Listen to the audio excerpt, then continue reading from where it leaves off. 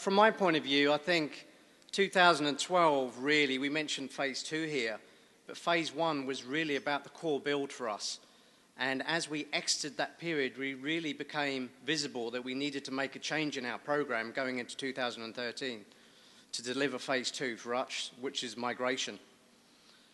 We had to change the way we were engaging with customers.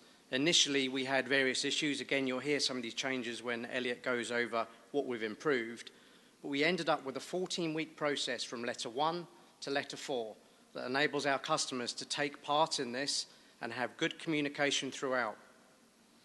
What we achieve is a 70% success rate from letter 1 and letter 2. So what we're saying is demand is not the problem. We have demand. We are connecting approximately 100 to 120 connections a week. The thing for us is this is a real factory conveyor belt build. This is day in, day out, week in, week out to drive those numbers. This became apparent through the early part of this year that without that focus, we weren't going to hit our numbers.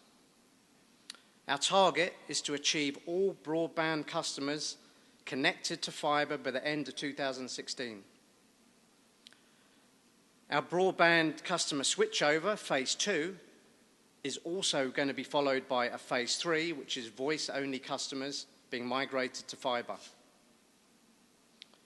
10% of our new customers on fibre take our gigabit speeds. When I say gigabit speeds, I mean our 1 gig, our 100, and our 50 megabit product. So I think if we look historically against the blend of our, you'll see the figures on the board, from 60% copper base on 2 meg to 53% fibre broadband customers on 2 meg, we're already seeing a slight movement to the higher end product. And of course you can say that's led by some of the offers which we put in market. Our customer usage patterns, of course, to us are very interesting, but initially, going back to Tim's point, the original driver for us was to put a long ahead of us extendable network in the deck, so fibre for the next 30 to 40 years, that we could then change the active equipment at each end to really drive what our customers need. All about future protecting our network. Rollout. I guess many of you will have questions, again, going back to our rural town model of how we've rolled our network. When we first looked at this network rollout, we visited other jurisdictions, of course. One of those was Andorra. They followed the exact model that we did. They first did homes passed in rural areas and then slowly did homes connected, drawing back to their industrial points or commercial high-end banking. We did the same thing. We chose Lemoy and East as our first points of test, if you like, initially, because those were some of the poorest coverage areas in the island.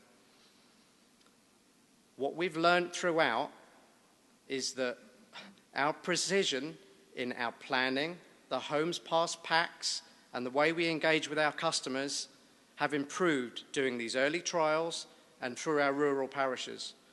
I have less complexity. I have a simpler habitation type. I have less multi-dwellings, is what I'm saying, a simpler construction.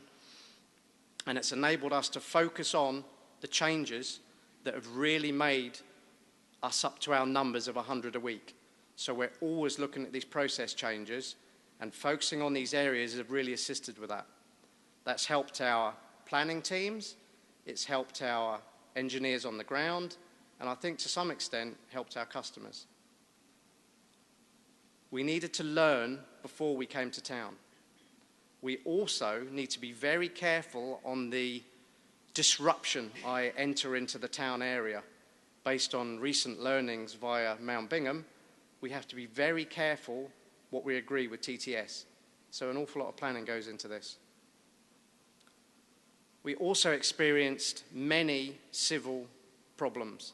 You can imagine with blocked ducts, dead things in ducts, tree roots in ducts. We've had everything you can imagine. We've also had a lot of either blocked entrance to joint boxes or property access, either ducts or the destination point of the DP. Targeting rural areas really gave us these learnings throughout, and I think we are fit to move to town.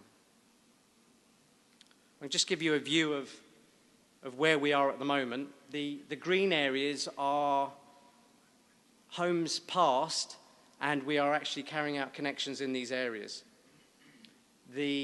What seems a slight orange colour there are homes passed planned and connections in progress. We're still doing some of the splicing in these areas. The green areas are complete spliced.